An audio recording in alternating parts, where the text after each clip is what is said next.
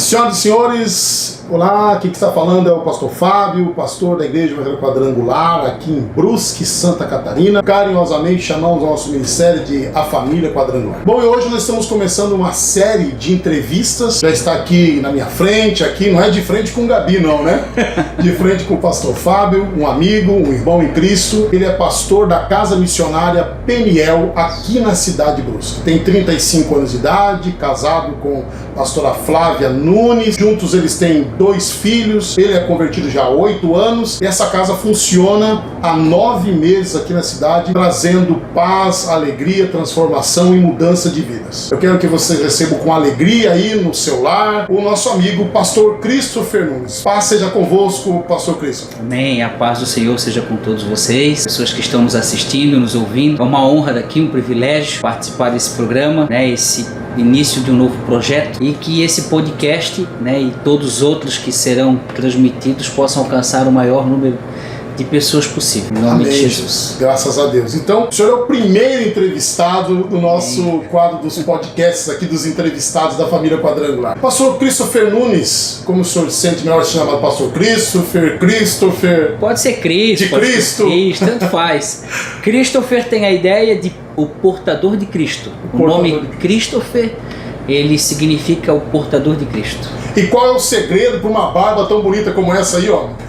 Muito creme e secador de cabelo. Olha aí, não é só as mulheres não, que tem as suas vaidades, Aqui eu tô começando, acho que vou ter que pegar umas mudas aí, pra ver se cresce também. Sempre, desde a adolescência, sempre gostei de barba. Tinha, assim como do senhor, uma barba mais rala, mais desenhada. E depois que eu me converti, foi uma coisa espontânea, normal. O gilete começou a ficar mais caro, Começou a crescer e foi indo, e acabou que ficou assim, não me vejo mais sem. Está estampado na sua camiseta a palavra gratidão. Gratidão. O que é gratidão para o pastor Cristo? A ideia da gratidão é a ideia de tu poder reconhecer aquilo que foi feito por ti. Jesus, ele nos deu a vida eterna. Não somente isso, ele nos dá a oportunidade de uma nova vida. Então eu gosto muito dessa palavra. Eu, em particular, sou muito grato ao Senhor por aquilo que ele fez na minha vida, me tirando daquele reino das trevas, aquele lugar, podendo me trazer para o reino da luz, o reino do Filho do seu amor, Então eu sou muito grato. Eu sempre falo para os meus amigos, ainda que não existisse um céu, ainda que não existisse uma vida eterna, só o fato de eu poder estar com a minha esposa, junto com os meus filhos, e poder dar uma vida melhor para eles, moralmente falando, já seria o suficiente. Eu já sou grato a Deus só pelo simples fato de poder ter tido uma vida diferente. Amém. Dando já um gancho, assim, uma ponte para nós falarmos sobre isso, como foi a sua conversão? Como é que o senhor conheceu a Jesus e hoje é um servo de Deus? Então, pastor, eu sou natural de Brusque, sou filho adotivo, Também sou filho adotivo. Sou filho adotivo, sou caçula de uma família de 3 filhos. Meu pai e minha mãe têm 2 filhas, a Vanessa, que é a mais velha, a Suelen, que é do meio, e eles sempre queriam um menino. E me adotaram, me tiraram aqui no hospital de Azambuja. E o meu pai e a minha mãe tinham como religião a Umbanda. Eles eram umbandistas, Meu pai não era um pai de santo para os outros, ele era um pai de santo para si mesmo, era a religião dele. Meu pai era um empresário, meu pai tinha restaurante e acabou que ele se envolveu com a Umbanda e acabou tendo como religião. E eu me criei nesse meio, eu não tinha nenhum contato com a palavra de Deus ou com Deus, Eu tinha contato com congá, com mesa de oferenda e essas coisas, despacho, enfim. E eu acabei na minha adolescência me envolvendo com a droga e depois com o tráfico. Eu fiquei 14 anos na droga, na cocaína, Aí bala, êxtase, nunca me envolvi com a pedra, mas fiquei 14 anos na cocaína. E num momento da minha vida de usuário se tornou caro. E eu comecei a ver o quanto eu e os meus amigos gastavam. Então eu parti pro tráfico, mas para sustentar o meu vício. E acabei que ganhei muito dinheiro e fiquei 6 anos no tráfico. E um dia, era meu aniversário, era 25 de setembro de 2014, eu estava num prostíbulo, numa zona, fazendo festa, droga, bebida, e o Senhor ali abriu os meus olhos para mim entender o que estava acontecendo no mundo espiritual. O Senhor abriu os seus olhos, O Senhor Deus? Sim, sim. Deus abriu os meus olhos. Como é que Deus abriu seus olhos dentro de uma casa de prostituição? Ninguém me evangelizou, ninguém orou por mim, eu simplesmente estava ali e o Senhor, quando abriu os meus olhos, Ele fez eu ver o que estava acontecendo no mundo espiritual. Foi coisa de 1 minuto, mas foi algo muito intenso. Então eu pude ver o governo que estava sobre aquele local, eu pude ver os demônios e a influência que eles geravam naquele ambiente. E a hora que eu olhei, eu achei até que eu tivesse tendo uma alucinação, mas aí eu olhei com atenção e aquilo me deu muito medo. Só que a hora que aquilo começou a gerar medo, o Senhor ele mudou. Ele fez agora eu ver o que estava em mim e eu senti aquele peso espiritual de muitas pessoas sobre a minha vida e eu sentia que o desejo deles era arrancar minha carne. É como se eles quisessem me destroçar mesmo, né? E eu comecei a falar: Senhor, não me deixa morrer, porque eu tinha a convicção de que eu ia morrer naquele dia e eu tinha a consciência de que eu ia para o inferno. Então a minha alma dentro de mim começou a clamar ao Senhor: Senhor, não me deixa morrer, não me deixa morrer. E aí eu comecei a chorar. Os meus amigos perguntaram o que estava acontecendo. Eu disse: cara, vocês não estão vendo? Cara, vocês não estão vendo? Meu Deus do céu, o céu existe, o inferno existe, gente, pelo amor de Deus, precisamos sair daqui. E ninguém entendendo nada. Era como se eles me vissem, me ouvissem, mas não me vissem e não me ouvissem. Mais ou menos o que aconteceu com Saulo de Tarso. Né? Saulo de Tarso. Aquele lugar foi uma estrada de Damasco. Isso. E eu tirei a droga do bolso, o dinheiro, e saí dali chorando. E o pastor estava sob influência de álcool? Eu usei cocaína, né? Eu usei cocaína. Pra quem já usou sabe que a cocaína não é alucinógena, né? O que traz alucinação é o doce, o consumo excessivo do crack. Eu nunca tinha tido nada disso. E eu saí dali e fui caminhando até que eu encontrei uma igreja que estava com as portas abertas. E quem me recebeu lá foi o pastor Vilimar. Cheguei lá aproximadamente umas 7:30 da manhã e chorando compulsivamente. O céu existe, o inferno existe, o céu existe, o inferno existe. É só o que eu sabia falar. Meu Deus, as pessoas estão indo para o inferno, meu Deus. E o pastor Vilimar, ele não sabia o que fazer, porque nunca tinha vivido algo daquela intensidade, né? Conversou um pouco comigo e me acalmou. E eu acabei que fiquei na igreja das 7:30 da manhã até as 5:30 da tarde, chorando no chão. Abracei uma Bíblia, fiquei numa salinha de intercessão e dizia: eu não saio mais daqui. Eu me sentia protegido ali. E o meu pai veio 2 vezes me buscar, ligaram pro meu pai. O pai teve por 2 vezes na igreja. A primeira vez eu disse pra ele ir embora, que eu não sairia de lá. Não adiantava ele vir, que eu não ia sair daquele lugar. E a segunda vez, quando ele veio com a minha mãe, eu me lembro que eu dei um abraço nele, né? Eu abracei ele na lateral assim, e eu olhei pra ele e disse: tu queres salvar a tua alma? Caminha comigo, porque tu tens uma dívida no mundo espiritual e eles vão te cobrar. É mais ou menos assim, pastor. O Senhor abriu o mundo espiritual para minha vida e eu tinha a percepção e a sensibilidade de muitas coisas que humanamente a gente não poderia compreender. O senhor teve, né, esse envolvimento com o ocultismo, né? Sim. Qual foi a experiência mais marcante ou mais forte que o senhor teve estando na Umbanda? Na Umbanda, então. A Umbanda era a religião dos meus pais. Eu era uma pessoa que estava ali, mas por influência do pai e da mãe. Eu sempre tive receio, eu sempre fiquei desconfiado. Por quê? Porque toda entidade que incorpora num pai de santo, ela quer fumar e beber. E a gente sabe que isso não é saudável. Então, por diversas vezes, eles incorporados, eles falavam comigo e eles me afrontavam. Então, eu tive diversas experiências. Eu tive experiência de ver uma pessoa estar fumando e bebendo, né? Excessivamente, porque está com uma entidade, era uma festa de santo, e a entidade falar: tu queres que eu deixe o meu cavalo caído ou tu queres que eu leve tudo o que eu consumi? Aí a primeira vez eu disse: eu quero que tu leve tudo. Então a entidade, quando saiu dele, ele estava completamente consciente, como se não tivesse bebido e fumado. Passando-se uns 60 dias, teve uma nova festa e essa entidade me chamou incorporada e disse: você lembra? A última vez eu fui e levei, hoje eu vou deixar tudo.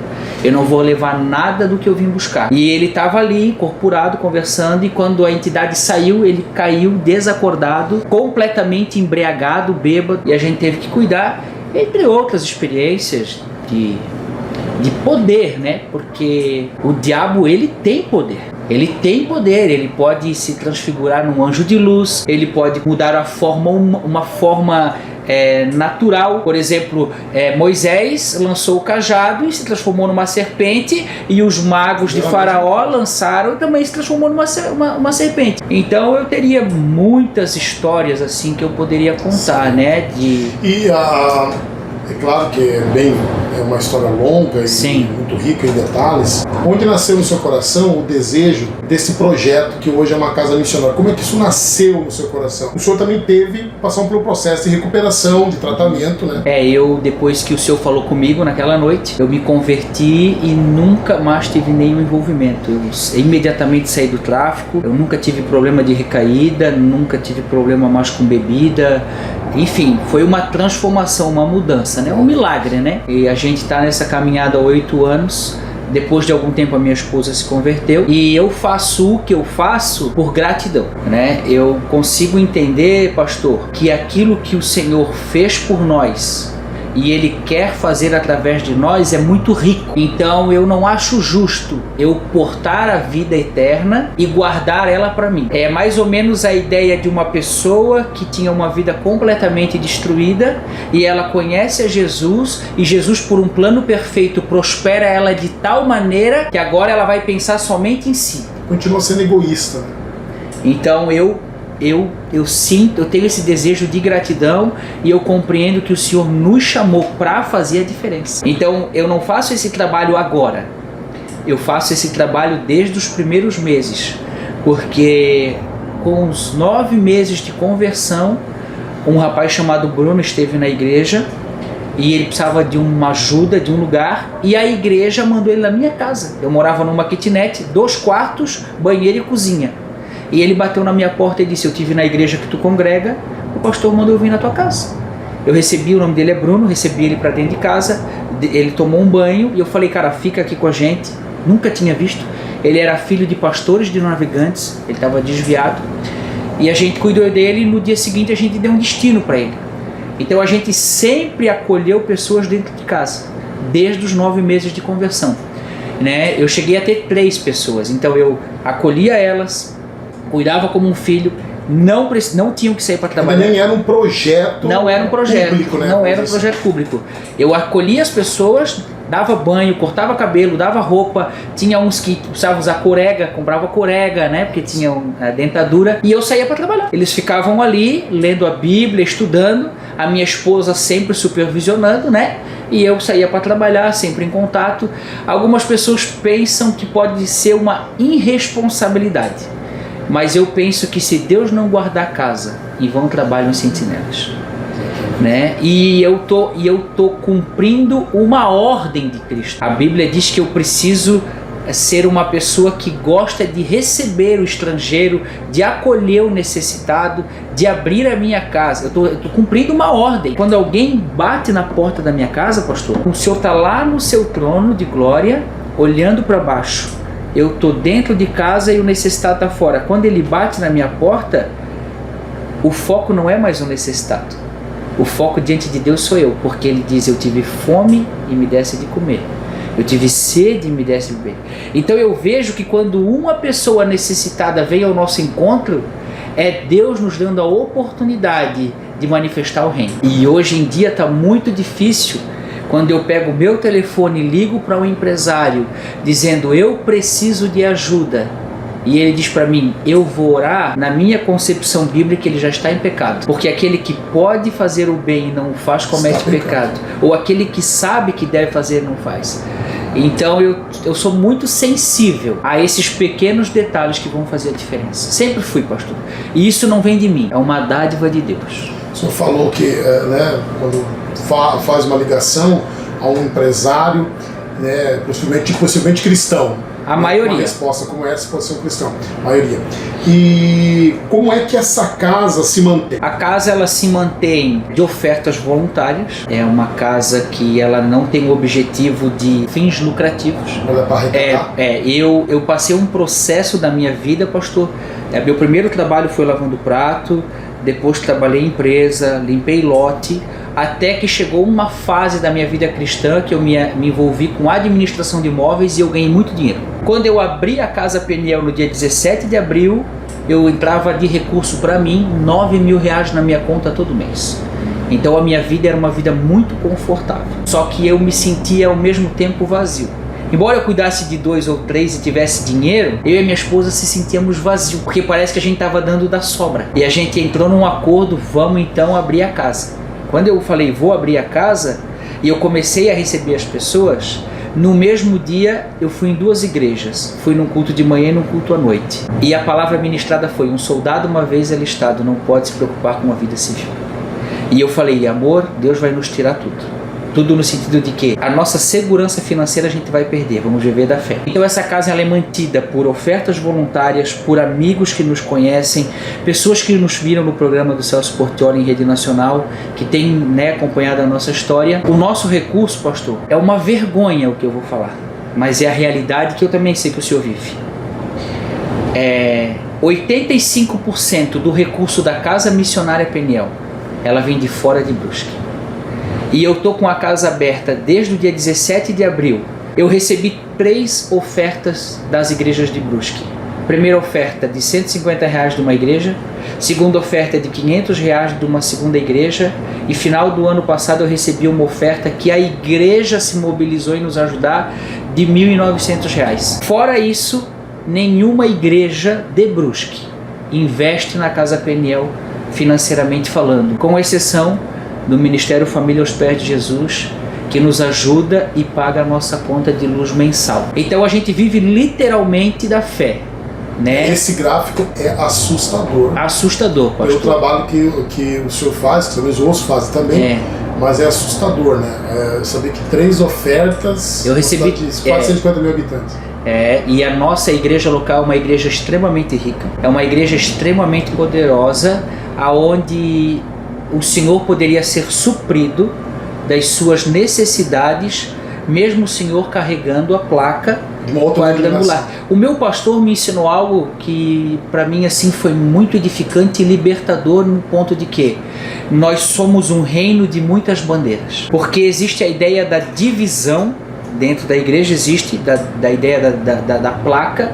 E o meu pastor um dia falou: Cris, nós somos um reino de muitas bandeiras. Se nós somos um reino de muitas bandeiras, a gente precisa sempre fortalecer aquele que está mais fraco. Então, repete isso, pastor. Repete isso, que precisa ter um destaque na edição. Um despertar, né? A gente é o reino de muitas bandeiras, porque a gente luta pelo mesmo objetivo. Mas aqueles mais fortes, eles precisam suprir a necessidade dos mais fracos. Por quê? Porque o Senhor é um pastor instituído por Deus. E se o senhor tem 5 pessoas aqui e essas 5 pessoas não têm condição financeira de manter esse lugar aberto, existem lugares que têm dinheiro sobrando, que mandam para lugares fora do nosso país, sendo que Jerusalém não é suprido, Judeia não é suprido, Samaria não é suprido, eles querem ir aos confins da terra. É triste, por quê? Porque eu tenho um projeto social que nasceu no coração de Deus, é mantido por Deus. Só que de contrapartida, a igreja local que recebe o dízimo do corpo, a oferta do corpo, eles não investem em nós. Eu não recebo dízimo e os meus alunos não nos dão oferta, porque a gente tira o morador de rua, o drogado, o viciado, a gente pega aquele que ninguém mais quer e a gente cuida dele sem pedir nada em troca, porque é isso que Jesus ensinou. As igrejas locais, elas estão perdendo a oportunidade de serem abençoadas com o nosso projeto. Seria muito triste, pastor, eu ter que me aliançar a uma única igreja para receber recurso dela. É isso que a maioria me pede. Ah, tu quer ajuda? Vai lá para a igreja. Tem que estar debaixo da minha cobertura. Isso. Né? É porque se não aparecer o teu logotipo, a tua publicidade, aí não dá ibope. Então é muito triste. Concorrência da fé. E vou compartilhar com o senhor algo que ninguém sabe. Esse mês agora, eu tive que estourar o meu cheque especial, pessoal, porque as 2 contas da casa são as minhas contas. Uma eu separei só para o projeto. Toda oferta que entra nessa linha do projeto, eu tenho um tesoureiro, um suplente, um secretário, eu tenho todo um corpo de diretoria. E eu tenho a minha conta pessoal. Eu tive que estourar o cheque especial para poder pagar o aluguel desse mês. Se no mês que vem eu não tiver o recurso, eu vou ter que anunciar que eu vou fechar a casa. E isso para mim não é um motivo de tristeza, mas é um motivo de muita vergonha por causa do corpo de Cristo. Do tamanho, né? A culpa de um projeto desse fechar não é meu, é da igreja. Porque a igreja é que tinha que ter muitos projetos como esse. Entende? E se não tiver um projeto como esse, apoiar quem tem, dando subsídio, né, dando recursos, o mínimo que fosse, mas que todos pudessem ajudar. Né? E a gente, pastor, não vive só de sacolão. A gente não vive só de sacolão. A gente precisa de carne, a gente precisa de legume, a gente precisa de tudo, entendeu? Então, tipo assim, ó, olha como é interessante. A Casa Peniel, ela está aqui e ela pode ser um suporte para todas as igrejas. Se vir uma pessoa aqui necessitada, o senhor ligar para mim, eu vou receber. Se na Calvário, vai ligar para mim, eu vou receber. Se na Nação, vai ligar para mim, eu vou receber, como já aconteceu nesses meses todos. Mas e eu, para receber recurso, por que tem que estar lá? E quando o senhor fala da questão da cesta básica, me faz me lembrar de algo no passado, que uma vez eu fui na dispensa da igreja, na igreja que era auxiliar, e fui lá para montar algumas coisas para levar para uma família. Cheguei lá, o que eu encontrei dentro da dispensa da igreja? Fubá, trigo e sal. Era o que o povo levava para a igreja. Fubá, trigo e sal. Fubá, trigo e sal, às vezes uma latinha de sardinha. Então eu fiquei pensando, mas não é possível que o povo... eu não estou dizendo que isso é o pior, mas é o que eu não gosto muito. E é a sobra. A sobra, né? O mais barato. Então eu fiz aquele pessoal, aquela igreja, mudar a visão deles. Num culto especial de primícia, entreguei para todo mundo um cartãozinho com um nome. Ali tinha 1 quilo de banana, o outro pegou, tinha um extrato de tomate, o outro pegou, tinha 10 caixinhas de gelatina. Quem pegou, mas por que deve? Eu teria vergonha de ir no mercado comprar uma caixinha de gelatina, que na época eu lembro que era 25 centavos. Ele traz 10 de uma vez. Sim. Né? E a latinha, né? Tinha assim, leite condensado, pacote de bala, creme dental, etc. E aí foi uma coisa incrível aquela variedade de coisas que vieram. E eu falei, irmãos, é isso que tem que acontecer. Sim. Não é o fubá, o trigo e o sal. Sim. Vocês pensam que as pessoas só comem fubá, trigo e sal? Sim. Cadê o material de higiene e limpeza? Sim. Um kit básico de sobrevivência para alguém, um pH, um creme dental, um sabonete. Cadê o básico? É verdade. Né? O básico é fubá, trigo e sal, e eu fiz eles mudar essa mentalidade. Sim. Então fica aí um alerta também para quem vai ajudar, para quem vai cooperar. Eu entendo que mandar uma cesta básica é muito bom, ajuda muito, né? Mas tem outras coisas além do que se diz básico também, né? Que fazem parte de uma cesta como essa. Eu já tive uma experiência de que ligaram para mim uma vez e falaram, Cris, uma família precisa de alimento. Eu digo, então vê o que precisa, eu vou mandar. E eu mandei o alimento. E quando o rapaz entregou o alimento, a mulher começou a chorar. E ela começou a chorar e ele achou que ela estava chorando por causa da gratidão. E aí ela chorando, e ela olhou para ele e falou assim, ó, eu estou muito feliz porque vocês mandaram isso para mim, mas isso para mim não vai servir de nada. Ele falou, mas por que, querida? Porque eu não tenho gás. Nossa. Entende? Eu não tenho gás. A gente precisa sair dessa mentalidade de que a gente dá um sacolão e acha que está fazendo grande coisa. Tem muita gente boa em Brusque, pastor? Tem. Tem muita gente de Deus? Tem. Tem gente generosa? Tem. Mas eles sozinhos, eles não vão conseguir suprir. Agora, as igrejas unidas, um reino de muitas bandeiras, elas vão fazer completamente a diferença. Eu não tenho medo de errar, pastor. Brusque poderia ter uma escola cristã pública, uma creche cristã pública, nós poderíamos ter uma faculdade cristã, um hospital. Com o dinheiro que a igreja local arrecada, eu estou falando todas. A igreja, como um todo. Como um todo, nós já poderíamos ter feito. Sabe por que a gente não faz? Porque às vezes a gente começa a falar, é o meu... A individualidade. Isso mesmo. É o meu ministério, é a minha igreja, é a minha bênção, é a minha graça, é o meu projeto, é o que Deus fez na minha vida. E isso não é visão de reino. O reino de Deus nunca foi o reino do eu. O reino de Deus é o reino do nosso. Então eu creio que as igrejas que estão melhores financeiramente, as maiores, elas deveriam de se preocupar com as menores. Chegar aqui e dizer, pastor, o senhor está precisando de ajuda? Está precisando. Como é que está o teu aluguel? Meu aluguel está atrasado. Então nós temos um caixa e nós vamos te suprir. O senhor não é rival deles. Somos concorrentes. Não somos concorrentes. O senhor... Mas parece que é assim que a igreja se comporta em meio de campo, né? E dentro dessa ideia, foi quando a gente começou a gravação atrás. O senhor falando do tempo do fim. A gente teve até um probleminha aqui de aparelhagem. A gente não levou. A gente está vivendo a igreja do fim. Terão aparência de piedade, mas na verdade não acreditarão em nada daquilo. Eita. Serão mais amantes do dinheiro do que de Deus. Infelizmente isso acontece. Pastor Christopher, Hebreus 10, 25, né, o apóstolo Paulo, ele fala, não deixando de nos congregar, como Sim.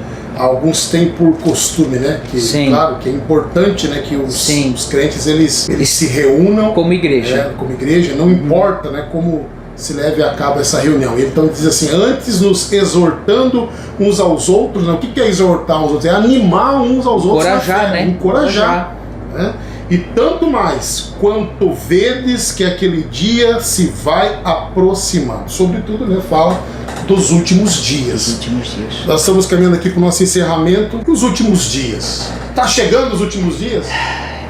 Estamos perto dos últimos dias. Como é que o senhor vê essa igreja de agora, essa igreja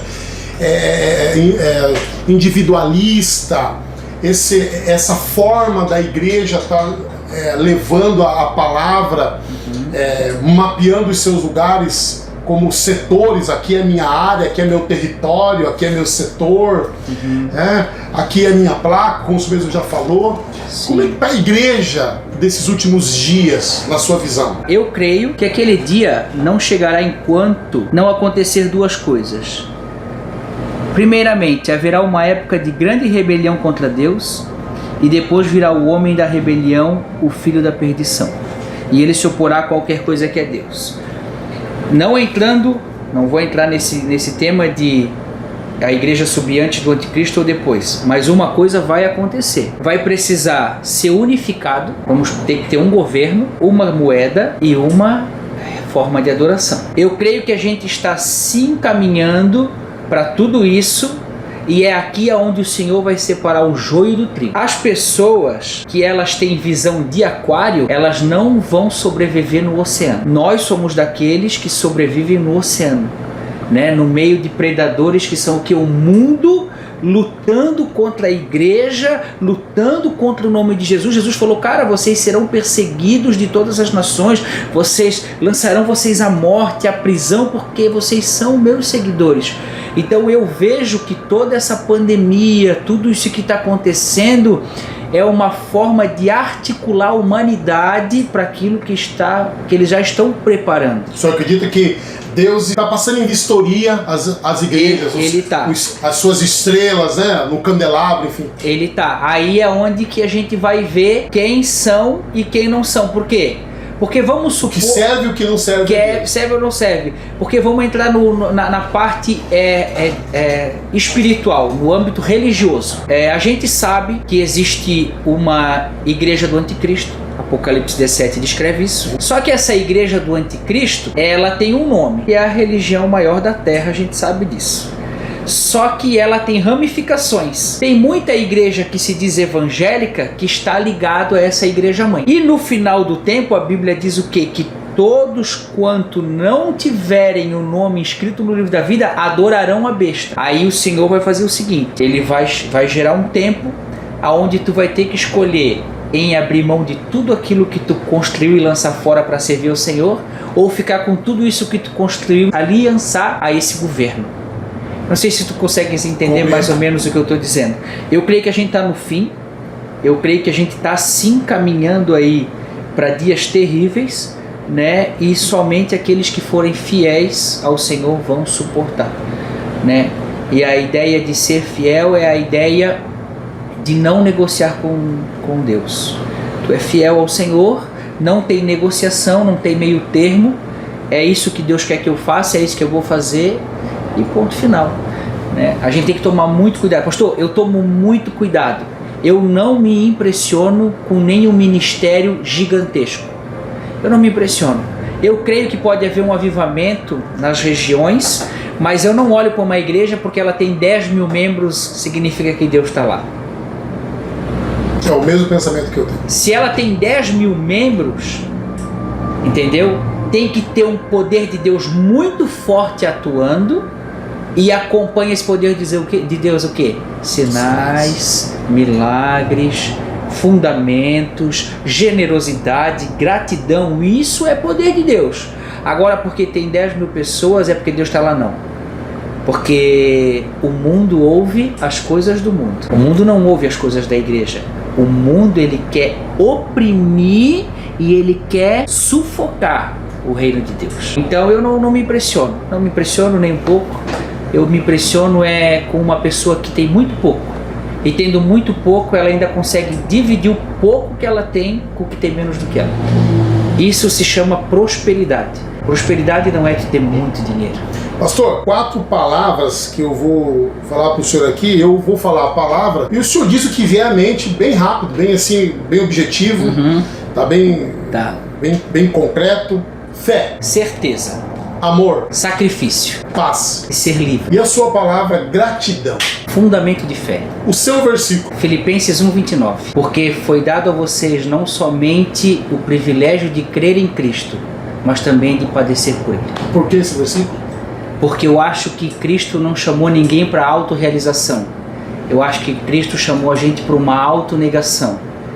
1 João 3,16 diz assim, vocês sabem o que é o amor verdadeiro, pelo exemplo que foi nos mostrado através de Cristo Jesus, entregando a sua vida por nós. E portanto nós devemos também entregar as nossas vidas pelos irmãos em Cristo. E que recado o senhor deixaria para essa geração que está nos acompanhando agora? A minha mensagem para essa geração, independente de ela ser evangélica ou não, é uma mensagem de arrependimento. Eu acho que as pessoas no mundo atual, elas precisam se arrepender das suas más escolhas, dos seus maus pensamentos. Elas precisam se arrepender da sua religiosidade. Elas precisam entender o que é o sacrifício de Cristo por elas. E elas precisam ser gratas por isso, a ponto de valorizar mais o outro do que a si mesmo. Eu acho que o que está faltando no mundo, e isso não vai mudar porque é o tempo do fim, é amar as pessoas como eu vos tenho amado. Esse foi o novo mandamento que Jesus falou. Ame o próximo como eu vos tenho amado, a ponto de dar a vida por ele. Eu acho que ninguém pode amar a Deus que não vê, se não amar o próximo a quem vê. Então eu acho que se a gente tiver mais amor pelo outro, as coisas elas vão se tornar muito melhores. A gente não sabe, pastor. Eu recebo inúmeros homens de 37, 40 anos que falam pela primeira vez: eu fui abusado quando era criança. Então quando a gente vê alguém na rua, na estrada, caído, e tu não sabe por que ele está ali. Entende? As pessoas vêm para minha casa e elas, depois que elas veem aquilo que tu carrega, elas conhecem o teu coração e elas sabem que de fato tu quer ajudar sem interesse, elas olham para ti e dizem: cara, eu fui abusado e eu não sei o que fazer com isso. E aí eles vão dando detalhe dos abusos, e aí eu olho para ele e digo: agora eu entendo porque ele passou tanto tempo lá fora. Porque isso fica marcado no inconsciente do ser humano. Imagina uma criança de 7 anos sendo abusada pelo vizinho. Imagina uma criança no quarto jogando videogame e a mãe dizer: filho, a mãe vai sair, o vizinho vem te cuidar. E o filho não podendo dizer para a mãe: mãe, mas ele faz isso comigo. É como se o filho entendesse: a minha mãe entrega-me na mão do meu abusador. Então, se a gente amar mais o próximo, a gente vai entender mais ele. Se a gente se diz cristão, a gente precisa cumprir a palavra de Deus. Muito bem, nós conversamos aqui com o pastor Christopher Nunes, de 35 anos de idade, ele que junto com a sua esposa, a pastora Flávia, eles são cuidadores, pastores em tempo integral do ministério Casa Missionária Peniel, né? E nós desejamos que esse ministério tenha uma visão sempre ampliada, abençoada, que muito mais pessoas venham fazer parte desse projeto, somando, contribuindo, custeando o trabalho missionário, que seja alargado, né, todo esse projeto de vocês. Amém. E que encontre também aqui na nossa igreja um parceiro ministerial para poder somar e ajudar nessa visão. Glória a Deus. Deus te abençoe grandemente, pastor Christopher, obrigado. E esta foi a primeira entrevista ao nosso primeiro podcast da Família Quadrangular. Um forte abraço a todos, que Deus os abençoe e até o próximo vídeo, se Deus disser que sim. Amém. Até lá. Jesus. Deus abençoe.